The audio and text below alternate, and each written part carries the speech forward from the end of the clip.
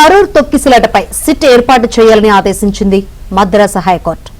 రాజకీయ నాయకుడైన హీరో విజయ్ తొక్కిసలాటలో మరణించిన వారిని ఎందుకు పరామర్శించలేదని ప్రశ్నించింది.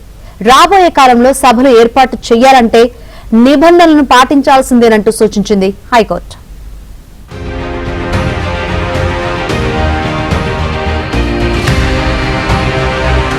తమిళనాడులోని కరూర్లో ఇటీవలి జరిగిన తొక్కిసలాట ఘటనపై మద్రాసు హైకోర్టు సిట్ విచారణకు ఆదేశించింది.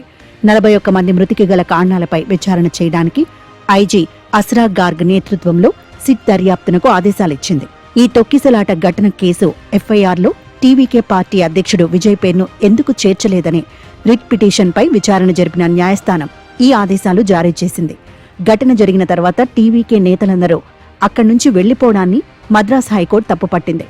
ప్రమాదాన్ని పట్టించుకోకుండా పార్టీ నేతలందరూ అక్కడి నుంచి వెళ్లిపోవడం వాళ్ల ఆలోచన ధోరణిని తెలియచేస్తోందని వ్యాఖ్యానించింది. టీవీకే నాయకులు బుస్సి ఆనంద్, సిటిఆర్ నిర్మల్ కుమార్ దాఖలు చేసిన ముందస్తు బెయిల్ పిటిషన్లపై ఆదేశాలను రిజర్వ్ చేసినట్లు జస్టిస్ సెంథిల్ కుమార్ తెలిపారు.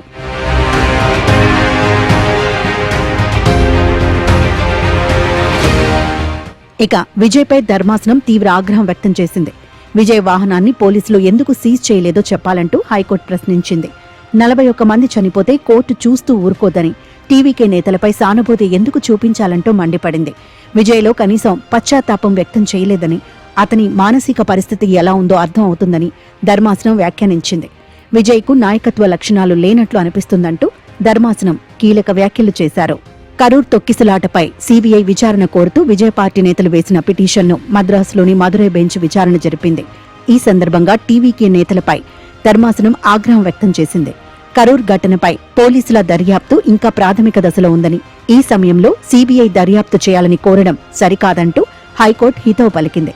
కోర్టులను రాజకీయ వేదికలుగా మార్చొద్దని ధర్మాసనం వ్యాఖ్యానించింది. అలాగే బీజేపీ న్యాయవాది జీఎస్ మణి దాఖలు చేసిన పిటిషన్ను కొట్టివేసింది. ఇక విచారణ సందర్భంగా రాజకీయ పార్టీలకు కోర్టు కీలక సూచనలు చేసింది. భవిష్యత్తులో నిర్వహించే బహిరంగ సభలు, సమావేశాల్లో తాగునీరు, పారిశుద్ధ్య సౌకర్యాలు, అంబులెన్స్ సేవలు, నిష్క్రమణ మార్గాలు వంటి ప్రాథమిక సౌకర్యాలు కల్పించాలని పేర్కొంది.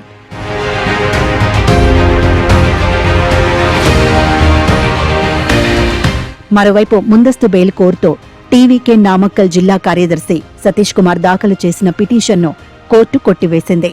ర్యాలీ సమయంలో జనసమూహాన్ని నియంత్రించడంలో పార్టీ ఎందుకు విఫలమైందని దీనిపై స్పందన కోరుతూ తమిళనాడు ప్రభుత్వానికి నోటీసులు జారీ చేసింది.